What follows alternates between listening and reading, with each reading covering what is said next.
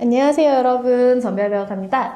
네, 오늘은 우리 직장인의 권리와 의무 이제 수업이고요. 11강 두 번째 시간, 왜 우리가 직장 내 성희롱 예방 교육을 받아야 되는가에 관한 부분인데요. 앞 시간에 조금 제가 설명을 드렸고요. 지금부터 볼 것은 직장 내 성희롱의 판단 기준이 무엇인가에 관한 것이에요.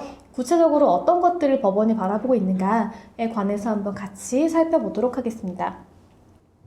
자, 가장 중요한 것은요. 피해자가 원하지 않는 행위겠죠. 근데 이 원하지 않는 행위가 과연 뭘까? 굉장히 추상적일 것 같고 잘 모르겠다라는 생각 드시는 분들 많으실 거예요. 자, 구체적으로 한번 봅시다. 상대방이 원하지 않는 성적 의미가 내포된 육체적이라든지 언어적이라든지 시각적 어떤 언어나 행동을 의미하거든요. 예를 들면 상대방이 명시적으로 거부 의사를 표시하는 것뿐만 아니라 적극적으로 혹은 후극적으로 또는 묵시적으로 거부하는 경우도 포함이 된대요. 즉, 행위자의 성적 원동에 대해서 직접적으로 팀장님 왜 이러세요? 뭐 이런 거 꼭 이렇게 해야만 거부라는 것은 아니라는 거예요. 현실에서는요, 사실 아까 보셨잖아요. 피해자분들이 이제 연령층이 낮은 경우가 많잖아요. 그러다 보니까 이분들 사회 경험 많지가 않은 거예요. 그리고 아무래도 학교 생활도 마찬가지였고, 자기 보통 윗사람들만 거의 있잖아요. 그러다 보니까 뭔가, 이런 게, 발생했을 때, 내가 어떻게 해야 되지? 뭐 이게 내가 거부해도 되나? 약간 이런 잘 알지 못하는 경우들이 대부분이거든요. 그러다 보니까 잘 모르고 일단, 또는 행위자나 이제 그 행위자가 굉장히 고위직에 있는 분들이 계실 수가 있고요. 혹은 이럴 수 있어요. 뭔가 이제 피해자의 근로조건을 결정하는 거죠. 인사팀이라든지 자기 상사여가지고 근무 평정을 이제 한다든지 이런 분들일 때. 이럴 때 사회초년생들이 딱 그런 상급자를 보면 굉장한 권한이 있는 것처럼 보인단 말이에요. 실제로 권한이 있기도 하고요. 그러니까 쉽사리 팀장님 이건 좀 아니지 않아요? 뭐 이렇게 얘기하는 게 솔직히 쉽진 않잖아요. 근데 그런 부분들 그렇기 때문에 명시적으로 거부 의사를 표시할 수 없는 경우들이 좀 있어요. 이런 경우에도요. 이 상대방 가해 행위의 정도라든지 피해자와 행위자의 관계 등을 종합적으로 검토해 보았을 때 이제 원하지 않는 행위로 인해서 직장 내 성희롱이 된다라고 판단할 수도 있다라는 거예요. 즉 상급자, 하급자 간이라든지 정규직, 비정규직 간의 직장 내 성희롱과 같이 행위자하고요. 피해자, 이런 관계 있잖아요. 관계가 불평등한 경우가 있을 수가 있어요. 이럴 때에는 성적 원동 등을 직접적, 적극적으로 거부하기 쉽지 않다라는 것이 바로 직장 내 성희롱의 굉장히 주요한 특징이다라고 알아두시면 되겠어요. 그러니까 즉, 사실은 명시적 거부가 없다라고 하는 경우에는요, 이게 직장 내 성희롱일까? 아닐까를 판단하는 게 좀 애매모호할 수가 있단 말이에요. 그 판단이 굉장히 어렵다라고 이제 하시는 분들도 계시는데, 이럴 때는 사실은 이 주변 재반 상황을 다 종합적으로 검토해보면 우리가 알 수 있거든요. 그러니까 종합적으로 상황을 검토해서 우리가 판단한다라고 일단 이해하시고 넘어가실게요. 자, 이때 필요한 것은 뭘까요? 우리 혹시 여러분 이런 말씀 들어보셨어요? 성인지 감수성이란 말씀 들어보셨어요? 이게 원래 우리나라에서 법원이 인정하던 개념까지는 아니었었는데 불과 1, 2년 전에 법원이 바로 이 성인지 감수성이 필요하다라고 하면서 판결문에 넣기 시작했어요. 굉장히 획기적인 판례였고 많은 발전을 가져온 판례거든요. 한번 보실게요. 직장 내 성희롱을 판단함에 있어서는요. 피해자가 성적 굴욕감 또는 혐오감을 느꼈는가? 이게 성립 요건이에요. 그런데 이게 사실 약간 주관적인 감정일 수도 있잖아요. 그래서 이게 개인마다 다르지 않나? 뭐 이런 논의도 좀 있었단 말이에요. 그래서 이 개인적인 감정을 누구의 관점에서 그런 약간 굴욕감이라던가 이런 걸 느낄 수 있었느냐가 주요한 쟁점이 될 수 있었어요. 그럴 때 이제 2018년에 대법원이 선고한 2017 74702 판결이 있거든요. 여기 보실게요. 우리 사회 전체의 일반적이고 평균적 사람, 보통 그래요. 보통 판결은요, 우리 사회의 일반적이고 평균적인 사람일 때 이제 이 기준을 적용하는데 이 사건은 아니에요. 이 사건은 아니고요. 이런 성희롱은요, 1대1의 관계일 수 있다는 거잖아요. 그러니까 피해자와 같은 처지에 있는 평균적인 사람이라는 거예요. 예를 들어 아까 20대 그 사회 초년생이라고 하면 신입사원, 일반적인 그 신입사원 혹은 피해자가 한 50대라고 하면 그 50대 비정규직 분들 이런 것들 이처럼 이 평균적인 사람이긴 하되 이 피해자의 입장과 같은 사람의 평균인 거예요. 그런 입장에서 성적 굴욕감이나 혐오감을 느낄 수 있는 정도였는지를 기준으로 심리하거나 판단해야 한다라는 거죠. 또한 대법원은요, 법원이 직장 내 성희롱 소송을 심리할 때에는 성차별 문제를 이해를 하고요, 양성평등을 실현할 수 있도록 성인지 감수성을 잃지 않아야 하며, 피해자가 직장 내 성희롱 사실을 알리고 문제를 삼는 과정에서 2차 피해를 입을 수 있다라는 점을 유념을 해서 피해자가 처해 있는 특별한 사정을 충분히 고려해서 판단해야 한다라는 부분. 굉장히 사실은 법원이 이렇게까지 상세하게 말씀하시진 않으셨어요. 그동안에는. 그런데 이 사례를 통해서 굉장히 상세하게 이런 건 안 된다. 그리고 성인지 감수성이 필요하고 피해자라든지 2차 피해 같은 2차 가해 같은 것들을 막아야 된다라는 부분들이 굉장히 상세하게 나와 있는 획기적인 판결이었다라는 거 이해하시고 넘어갈게요.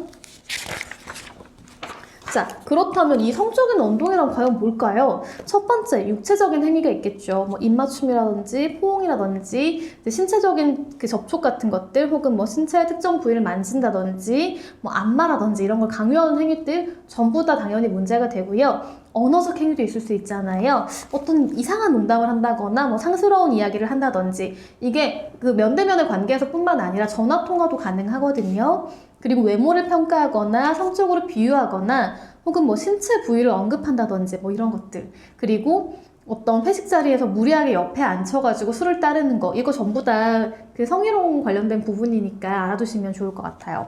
시각적 행위도 있는데요. 어떤 되게 그런 성적인 사진, 그림, 낙서 뭐 이런 거 있잖아요. 이런 걸 게시하거나 보여주는 거. 단순하게 내 눈앞에 갖다 대는 것뿐만 아니라 전화나 문자, SNS, 심지어 팩스 이런 걸로 보내는 것도 다 마찬가지로 안 된다는 거 알아두세요. 그리고 그 기타 성희롱 행위가 있는 거죠. 그 밖에 사회 통념상 성적 굴욕감이나 혐오감을 느끼게 하는 것으로 인정되는 언어와 행동 전부 다 문제가 된다라는 거죠. 자, 그렇다면 과연 이 피해의 내용은 뭘까요? 보시면 환경형 성희롱이라는 게 있어요. 성적 굴욕감이나 혐오감을 느끼게 하는 행위 같은 것들이 있는데요. 이 성적 언동으로 인해서 상대방, 즉 피해자가 느끼는 굉장히 불쾌한 감정 같은 것들이 있거든요. 이런 걸 말해요. 그리고 또 한 가지는 고용상 불이익을 줄 수 있어요. 그러니까 되게 정말 나쁜 거죠, 이것도. 조건형 성희롱인데요. 예를 들어 이제 어떤 되게 부당하고 이제 해서는 안 되는 성적인 요구를 한 거죠. 근데 이걸 응하지 않았어요. 그랬더니 채용이라든지 혹은 근로 조건을 굉장히 나쁘게 불리하게 하는 경우들이 있고요. 뭐 예를 들면 채용을 탈락시킨다든지, 감봉을 이유 없는데 감봉을 한다든지, 승진해서 누락한다든지, 징계, 강등, 전직, 정직, 휴직, 해고 뭐 이런 것처럼 굉장히 근로 조건을 악화시키는 일들을 한다. 당연히 문제가 되겠죠. 그리고 종합적인 검토가 필요한데요.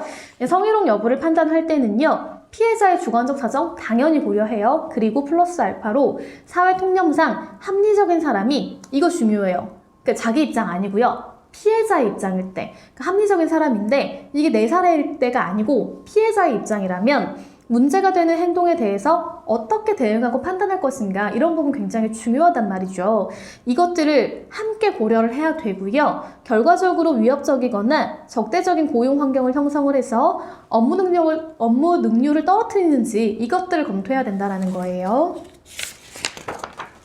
자, 그 다음에 보시면 성희롱이 사실 굉장히 심각했잖아요. 아까 정말로 무슨 외상형 스트레스 장애까지 불러일으킬 정도로 너무 심각한, 정말 극단적인 선택을 불러일으킬 정도에까지 이르게 하는 심각한 행위이기 때문에 법에서는요, 사업주가 직장 내 성희롱을 예방하고 대응해야 되는 이런 프로세스를 만들어 놨거든요. 여기 보시면 직장 내 성희롱 예방 의무가 있고요. 또 이제 그 조치, 그러니까 성희롱이 있었을 때 어떻게 해야 될 것인가에 관한 의무가 지금 쭉 있죠. 그리고 또 중요한 게 있어요. 자율적인 해결 노력을 해야 되잖아요. 그런 부분들에 관해서도 두 가지가 더 있는데요.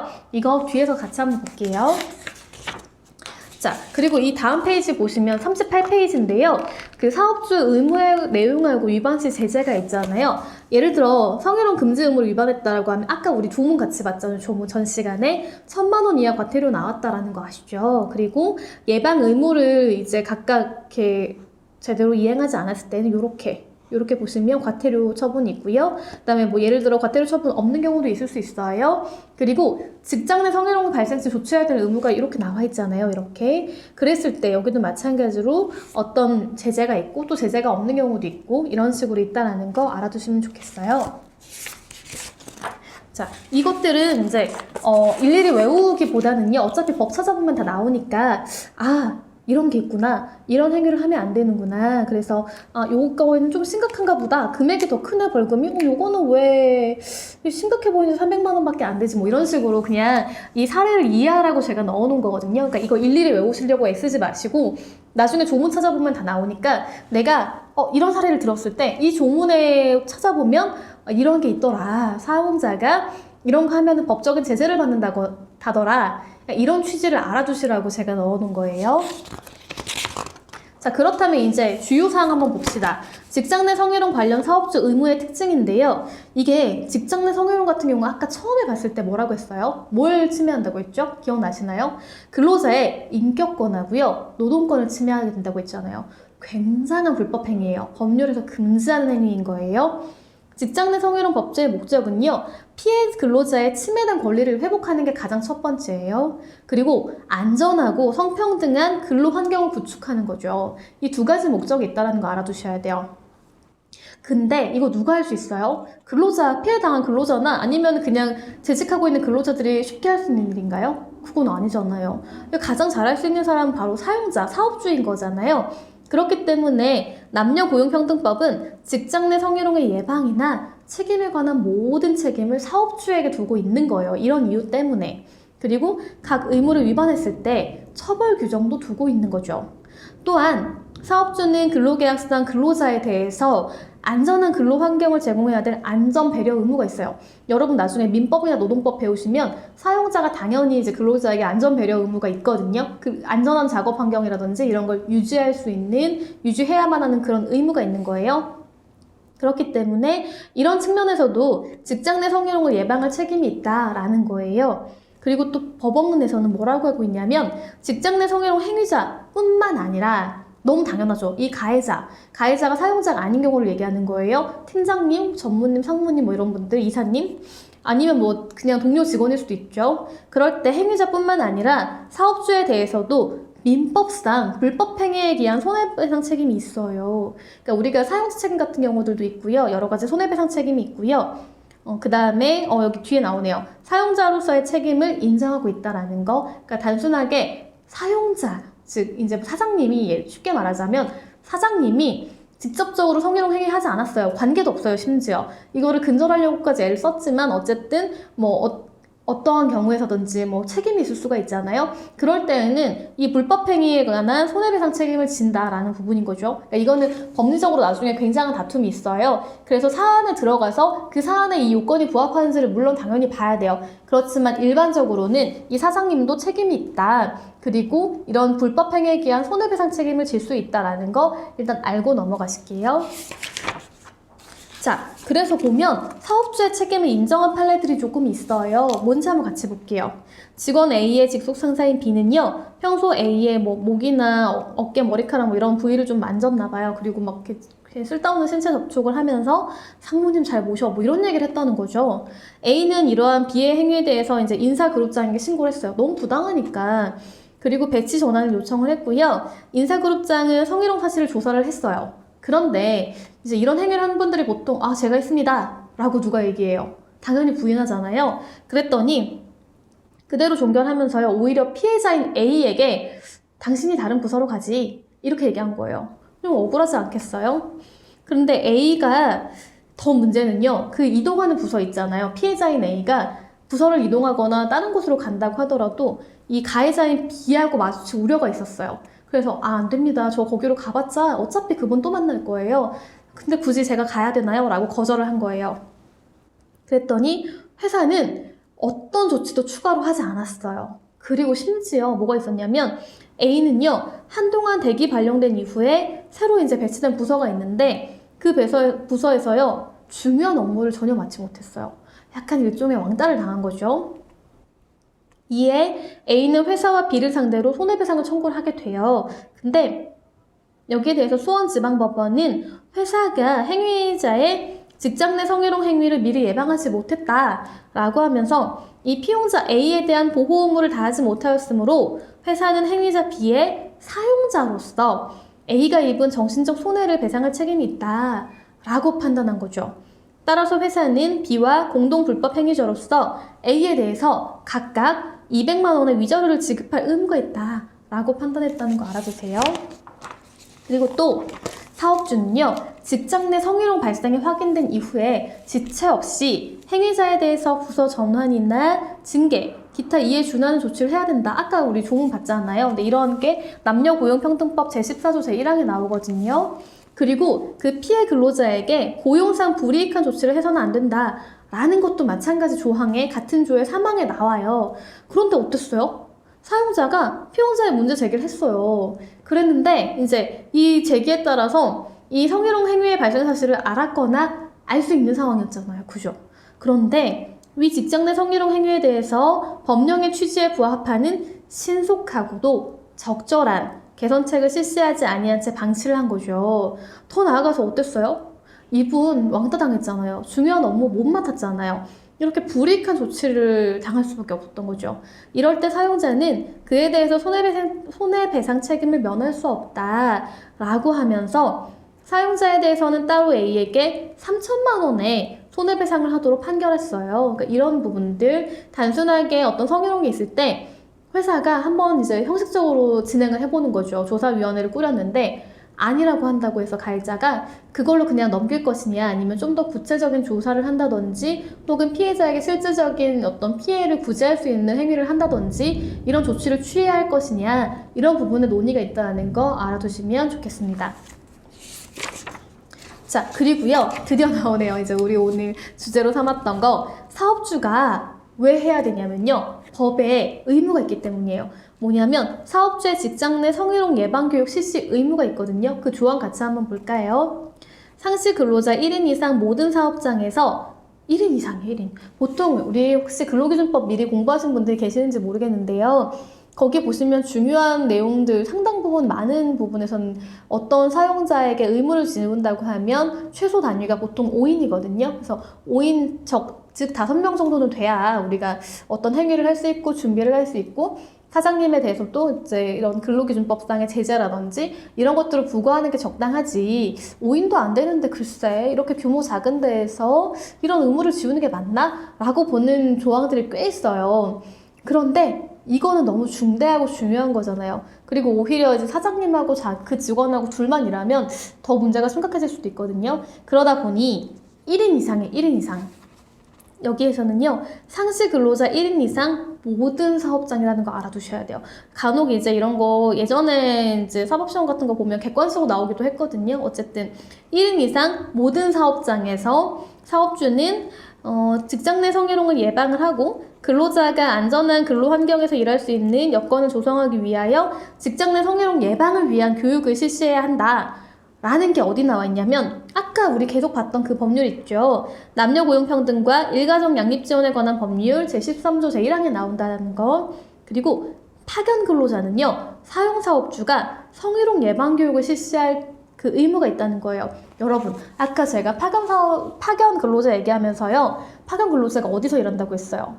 그러니까 근로계약 체결한 사용자하고 이제 관계에서 일하는 게 아니고요. 다른 사업장 파견 간다고 했잖아요. 그러면 사용사업주가 별도로 있다고 했죠.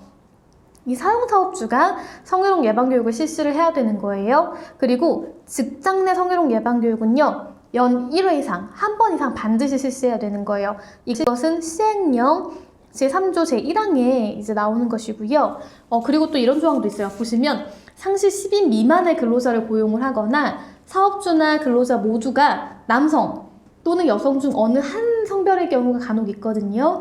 그럴 때에는 사업주는 성희롱 예방의 내용을 근로자가 모두 알 수 있도록 홍보물을 게시하거나 배포하는 방법으로 직장 내 성희롱 예방 교육을 할 수도 있어요. 그러니까 원칙은 다 해야 하는 게 맞고요. 단 한 명의 근로자를 채용한다고 하더라도 반드시 이 예방 교육을 해야 돼요. 다만 이 형태가 좀 달라질 수 있다는 건데 마지막에 제가 읽은 거는요. 뭐냐면 이게 어쨌든 10명 정도가 안 되는 10명 미만 미만의 이제 근로자를 고용을 하거나 사업주나 근로자가 그 특정 성별일 경우가 있잖아요. 예를 들어 사업주부터, 그러니까 사용자부터 이제 신입 직원에 이르기까지 모든 직원이 여성이라든지 아니면 모든 직원이 남성이라든지 간혹 이런 경우가 업무의 특성상 있을 수가 있어요. 그럴 때는요, 반드시 이런 방식의 교육만을 해야 되는 것은 아니고요. 여기 말한 것처럼 홍보물을 게시하거나 배포하는 방식으로도 이제 이런 교육을 할 수 있다라는 거, 그러니까 방식의 차이가 있을 뿐이다라고 알아두시면 되겠어요. 그렇지만 교육은 어떤 형태로든 반드시 해야 된다라는 거 알아두시면 좋겠어요. 자, 다음 장 우리 한번 볼까요? 여기 보시면 직장 내 성희롱 예방 교육에 포함되어야 하는 사항이 나오잖아요. 법 시행령 제3조 제2항인데요. 1번. 아주 가장 중요한 거. 우리가 어떤 행위를 하든 무조건 법에 따라야 한다라고 우리가 배웠잖아요. 그래서 직장 내 성희롱 관련된 법령을 알려줘야 돼요. 왜냐하면 법에 굉장히 구체적으로 명시되어 있는 부분도 있고요. 설령 추상적인 부분이 있다 할지라도 이러한 거 주요 맥락에 있어서는 금지된다라는 것들을 충분히 우리가 알 수 있으니까. 2번, 해당 사업장의 직장 내 성희롱 발생 시 처리 절차하고요. 조치 기준도 알려줘야 돼요. 왜냐하면 우리가 막상 이런 피해를 당했을 때 신고를 해야 되는데 어떻게 처리해야 되는지 사용자도 모르는 경우가 있을 수 있어요. 왜냐하면 안 배웠으면 우리가 모르니까. 그럴 때 이러한 절차에 따라서 처리를 하고 조치를 해야 된다라는 부분을 알려줘야 되잖아요. 세 번째, 해당 사업장의 직장 내 성희롱 피해 근로자의 고충 상담 및 구제 절차가 있을 수 있어요. 그러니까 뭔가 이런 행위들이 발생했을 때 아무런 루트가 없다라고 하면 피해자들은 어떨까요? 어디 신고하기도 어렵고 말하기도 어렵고 갑자기 무슨 일이 발생했는데 대뜸 사장님을 찾아갈 수는 없잖아요. 이게 규모가 큰 회사일수록 더 그래요. 예를 들어 정말 우리가 이름 아는 정말 큰 대기업들이 있는데 내가 억울하게 어떤 행위를 당했어요. 그러면 바로 사장님 갈 수 있어요? 안 되잖아요. 그러니까 그렇게 하지 않고 어떤 고충을 상담할 수 있고 구제할 수 있는 이런 절차들을 잘 마련해야 된다는 거고요. 네 번째, 성희롱을 한 자에 대한 징계 등 제재 조치가 있어야 되는 거예요. 이것도 알려줘야 된다는 거예요. 왜냐하면 그래야 경각심을 가지고 내가 실수라도 이런 행위를 했을 때에는 이런 제재를 받을 수 있으니까 정말 조심해야지라고 할 수 있다는 거죠. 다섯 번째, 그 밖에 직장 내 성희롱 예방에 필요한 사항을 알려드려야 된다는 거예요. 보시면 직장 내 성희롱 예방 교육은요, 사업의 특성이나 규모 등을 고려해서요, 직원 연수라든지 조회, 회의, 인터넷 등 정보통신망을 이용한 사이버 교육 등을 통해 실시할 수가 있는 거예요. 이제 이것도 법 시행령 제3조 제3항에 나오는데요. 원래는 사실은 그래도 어쨌든 집합교육을 많이 했었어요. 그런데 여러분 아시는 것처럼 우리 강의도 지금 온라인으로 진행되고 있잖아요. 그래서 최근에도 이제 이런 것들, 이런 직장 내 괴롭힘이라든지 직장 내 성희롱 관련된 이런 예방교육 같은 것들은 온라인으로 진행이 되기도 해요. 그러니까 그런 부분도 가능하다, 법에 가능하도록 명시되어 있다라는 부분 알아두시면 되겠습니다. 그리고 이런 부분이 있어요. 내가 직장 내 성희롱 그치, 금지해야지. 그러면은 교육도 해야겠네? 근데 교육을 하려고 시간을 내려고 하자니 장소도 마땅치가 않고 뭔가 시간 너무 아까운데 꼭 그렇게 해야 되나? 그냥 홍보자료 좀 게시하면 안 되나? 이러면서 그냥 그 자료들을 배포하는 경우가 있을 수 있어요. 자료 내용이 상세하다고 하더라도 우리가 실질적으로 그걸 읽어보지 못하는 경우들도 많잖아요. 그럴 때를 대비해가지고요. 단순하게 교육 자료 등을 배포하고 혹은 게시한다거나 전자우편을 보낼 수도 있죠. 그죠? 상세하게 내용을 했더라도. 혹은 게시판에 공지하는 데 그치는 등. 자, 이때 어때요? 이거 내가 내 의무는 다 하겠어. 일단은 내가 뭔가 알려야 된다는 이 의무를 다하기 위해서 게시도 해보고 배포도 해보고 메일도 보내보고 게시판에 공지까지 한 거죠. 그렇다 해도 근로자가 이거 확인했는지 알 수 있어요? 이 사실만으로? 모르잖아요. 이것처럼 근로자에게 교육 내용이 제대로 전달되었는지 확인하기 곤란한 경우들이 있을 수 있단 말이에요. 그럴 때에는 예방교육을 했다라고 보지 않아요. 아시겠죠? 이 부분 중요하니까 알아두시면 되겠어요.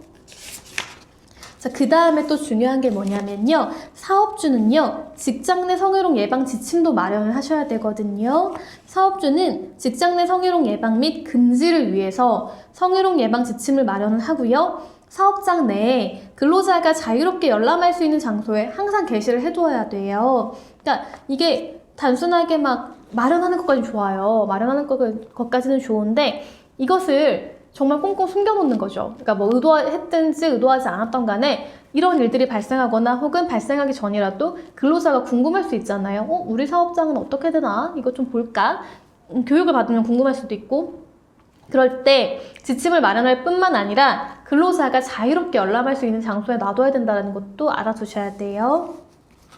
그리고 성희롱 예방 지침에 이제 포함되어야 하는 사항은요, 아까 앞서 본 것과 굉장히 유사해요. 그런데 약간 구체적인 부분에서 조금 다를 수 있거든요. 시행규칙 제5조의 2, 제2항에 나오는데요. 첫 번째, 직장 내 성희롱 관련 상담이나 고충 처리에 필요한 사항이 있어야겠죠. 그러니까 이것도 좀 구체적으로, 되게 추상적으로 간단하게 쓰는 것이 아니고 이 부분에 대해 조금 나와 있어야 될 거고요. 마찬가지예요. 절차 나와야겠죠. 우리가 예를 들어서 이제 어떤 행위들을 하고, 특히나 이제 나중에 우리가 보겠지만 징계나 해고 같은 어떤 그런 행위가 있다라고 하면 절차적인 요건이 굉장히 중요하거든요.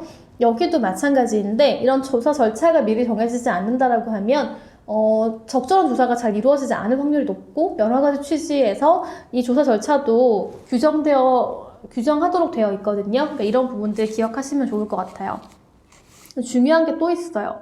자, 제가 아까 말씀드렸지만 이런 피해가 발생하면 사실은 피해자들은요 2차 가해를 되게 많이 입어요. 정말 네가 행동을 어떻게 했길래 부장님이 그래부터 시작해가지고 야 네가 착각한 거 아니야? 부장님 그럴 사람 아닌데?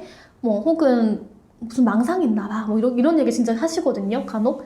그러니까 그런 식으로 굉장히, 그러니까 피해가 발생했음에도 불구하고, 객관적으로 발생했음에도 불구하고 뒤에서 이제 어떤 모욕적인 발언을 한다거나 굉장히 피해자가 마치 행동을 잘못해서 이런 일이 발생한 것처럼 그렇게 하시는 분들도 있어요. 그러니까 적절한 이제 분리 같은 것도 해야 될 거고, 2차 가해를 방지해야 될 거고, 여러 가지 보호 절차가 있을 거 아니에요. 그런 절차에 관해서도 좀 명시하는 것이 좋다라는 것이고요. 네 번째, 직장 내 성희롱 행위자의 징계 절차나 징계 수준도 필요하다는 거예요. 특히 여기 보시면 징계 절차가 나오는데요.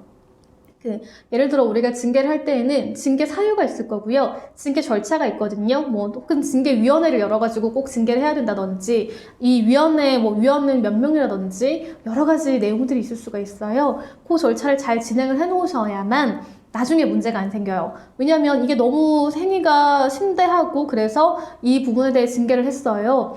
그런데 내용은 둘째치고 이 징계 절차를 잘 이렇게 우리가 지키지 않았기 때문에 징계 절차상 하자가 있다라고 해서 굉장히 징계에 부당하다라는 것들을 주장하는 소송들이 많이 진행이 되고 있거든요.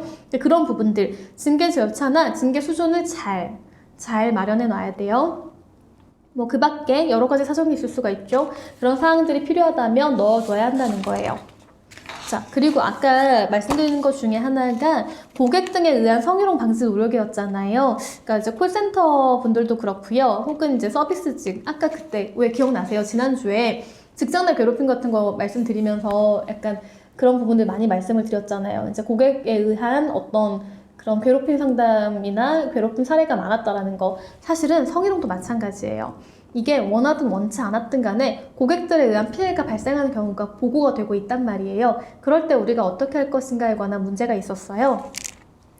사업주는 당연히 이 고객 등에 의한 성희롱 방지를 위한 조치를 취해야 해요. 그러니까 일이 일어나기 전에 우리가 예방하는 게 제일 중요하잖아요. 보시면 법 제14조의 2, 제1항에 이 내용이 나와요. 사업주는 고객 등 업무와 밀접한 관련이 있는 자가, 고객 등이라고 나오죠. 밀접한 관련이 있는 자가 마찬가지 업무 수행 과정에서 성적인 언동 등을 통해서 근로자에게 성적 굴욕감이나 혐오감을 느끼게 하는 거죠. 그래서 해당 근로자가 그로 인한 고충 해소를 요청할 경우, 그러니까 이제 예를 들어 어떤 서비스직에 계시는 분이 있는데 너무 지속적으로 찾아와서 뭐 말도 안 되는 얘기, 굉장히 심각한 성희롱적인 얘기를 한다거나 어떤 정말로 행위, 신체 접촉을 한다거나 이럴 수 있어요. 그럴 때 이것을 내가 더 이상 견디지 못하겠다라고 하고 신고를 한 거죠. 그랬을 때 근무 장소를 변경할 수도 있고요. 그 고객이 없는 곳으로 배치 전환할 수도 있고요. 혹은 이제 너무 계속 당하고 참고 그냥 내가 문제제기 해봐야 아무것도 변하지 않을 거야 라고 하면서 참다가 너무 우울증이 심각해지는 분들 간혹 계시거든요. 그럴 때는 일을 할 수가 없잖아요. 근데 그냥 너 일 안 하니까 쉬고 대신 내가 돈은 못 줘 라고 하면 안 되잖아요. 왜냐면 회사에서 일하다가 이렇게 된 거니까. 그럴 때는 유급휴가라고 해서 휴가에 관한 일정한 지급하는 수당들이 있거든요. 비용 같은 것들이. 그런 것들 등 적절한 조치를 해야 된다는 거예요. 그러니까 유급휴가를 갈 수 있도록. 그리고 고객 등에 의한 성희롱 피해자에게 불리한 조치를 해서는 아니 된다는 거예요. 그러니까 아까도 이렇게 말씀드렸지만 VIP 고객이라고 해서 무조건 참아라라는 거 절대 안 되고요. 그리고 그 고객에게 뭔가 나쁜 행동을 고객에게 이제 뭐 컴플레인 할 거 아니에요. 이런 일이 있으면 와 나는 그런 의도가 아니었는데 저 직원 진짜 이상하네 라고 하면서 아 나 도저히 안 되겠어. 저 직원 잘라. 안 자르면 나 니네랑 거래 안 해. 뭐 이럴 수도 있잖아요. 예를 들자면 그렇다고 해서 이 근로자에게 굉장히 불이익한 처우를 해서는 아니 된다라는 규정들이 있다라는 거예요. 사업주는 근로자가 고객 등에 의한 성희롱 피해를 주장하거나 고객 등으로부터 성적 요구 등에 불응하는 것을 이유로 해고라든지 그 밖에 불이익한 조치를 해서는 아니 된다라는 부분이에요. 그리고 또 이런 경우, 그러니까 성희롱이나 어떤 직장 내 괴롭힘은요, 사실은 뭔가 신속하게 절차를 처리하는 것이 필요해요. 왜냐하면 내가 이 피해를 당했잖아요. 차일 피해 그냥 이렇게 미루면서 굉장히 심각한 사태를 계속 참고 있으면 나중에 감당할 수 없는 결과를 초래하기도 하거든요. 그래서 직장 내 성희롱 신고를 받거나 발생 사실을 알게 된 경우에는요, 지체 없이 바로 사실 확인을 위한 조사를 해야 되고요. 이 경우 피해 근로자 등이 조사 과정에서 수치심을 느끼지 않도록 해야 된다는 거예요. 그러니까 조사를 사실 옛날에 성인지 감수성이 잘 없을 때에는 굉장히 불필요한 질문을 많이 했고 그 질문들로 인해서 오히려 피해자들이 더 심각한 사태에 빠지는 경우들도 있었거든요. 그런 거 하면 안 된다는 거예요. 또 직장 내 성희롱 조사 기간 동안 피해 근로자들을 보호하기 위해서 필요한 경우에는요. 피해 근로자 등에 대해서 근무 장소를 변경을 하거나 유급휴가 명령 등 적절한 조치해야 되고요. 이 경우에 피해 근로자 의사에 반하는 행위 안 돼요. 그러니까 중요한 것은 이것의 주체는 무조건 피해 근로자예요. 그래서 피해 근로자가 본인은 일하고 싶다고 하는데 아니야. 너도 불편할 거고 사실 저 팀장도 좀 껄끄럽대. 그러니까 같이 일하지 말고 좀 쉬어. 뭐 이렇게 하면 안 된다는 거예요. 그리고 직장 내 성희롱 발생 사실이 확인된 때에는 피해 근로자가 요청을 하면요. 근무 장소를 변경하거나 배치 전환하거나 유급휴가 명령 등 적절한 조치해야 된다라는 부분 이해하시면 되겠어요. 자, 그리고 또 사업주가 해야 되는 그런 의무사항 중에 조금 이렇게 조심해야 될 부분들이 있는데요. 여기 보시면 지체 없이 해야 된다는 건 너무 당연한 것인데 직장 내 성희롱 행위를 한 사람들에 대한 징계나 근무 장소의 변경 등 조치해야 되고요. 이 조치하기 전에 그러니까 피해 근로자 의견 들어와야 되는데 언제 들어와야 되냐면 조치를 하기 전에 들어와야 된다는 게 중요하다는 것이고요. 또 보시면 제14조 제6항에는요. 불리한 처우 금지라는 부분이 있어요. 그래서 파면 등 신분상실 조치라든지 징계 등 부당한 인사조치, 직무 미부여 등 본인의 의사에 반하는 인사조치, 성과평가 등 금품차별 지급, 교육훈련 기회 제한, 집단 따돌림 등 정신적, 신체적 손상 행위 또는 발생을 그냥 방치하는 것, 그리고 그 밖에 신고 근로자 및 피해 근로자 의사에 반하는 불리한 처우 해서는 아니 된다.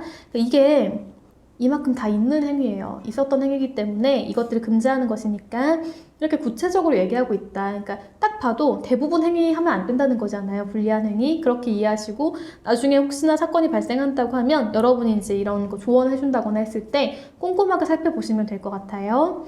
그리고 직장 내 성희롱 발생 사실을 조사한 사람이 있을 거잖아요. 그죠? 그리고 보고받은 사람도 있겠죠. 그리고 조사 과정에서 참여한 사람, 여러 가지로 이 사건을 어쨌든 간에 알게 된 사람, 사실관계를 알게 된 사람들은요. 조사 과정에서 알게 된 비밀을 피해 근로자 의사에 반해서 다른 사람에게 누설을 해서는 아니 된다라는 조항도 있어요. 왜냐면 굉장히 사실은 내밀하고 어떻게 보면 이게 알려진다는 것만으로도 내가 굉장히 수치심을 느낄 수 있단 말이에요. 피해자들은. 그럴 때 이거 조사한 분이 야 사실은 내가 어제 이런 인사팀 가서 이거 징계위원 이거 했거든? 야 팀장이 A한테 그런 일을 했대. 아 A는 말도 못했다더라. 뭐 이러면서 어떨 것 같아요. 만약에 여러분이 A라면 아 굉장히 수치스럽지 않겠어요? 그러니까 이거는 알리고 싶지 않을 거예요. 그러니까 내가 회사에는 알려서 이 행위를 방지하고 싶지만 많은 사람에게까지 이 소문이 퍼져서 내가 어떤 행위를 당했는지를 알리고 싶은 사람은 별로 없을 거란 말이에요. 그러니까 이런 비밀을 유지해야 될 의무를 법이 지우고 있다라는 거 알고 넘어가시면 좋겠습니다.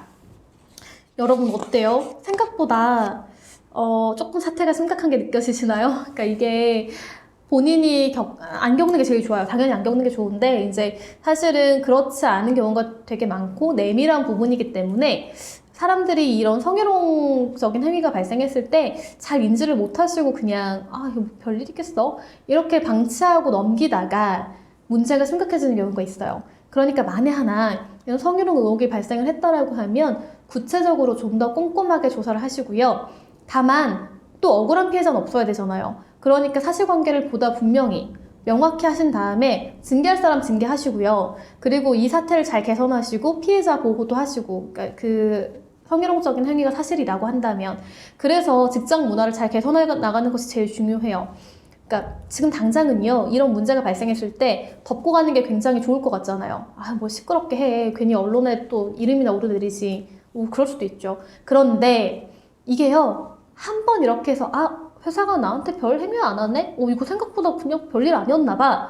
라고 학습하면 다음번은 더 심각해질 거예요. 그리고 이 피해자가 그 마음에 갖는 이런 고통이라든지 이 사람이 당하는 것들, 그래서 이로 인한 후속적으로 발생할 수 있는 일들은 더 큰 결과를 가져올 거예요. 그러니까 지금 당장 눈 감는 게 중요한 게 아니고 어떤 행위가 발생한다고 하면 잘 조사해서 잘 처리하는 게 중요하다라는 것들을 좀 인지하고 넘어가시면 좋겠어요.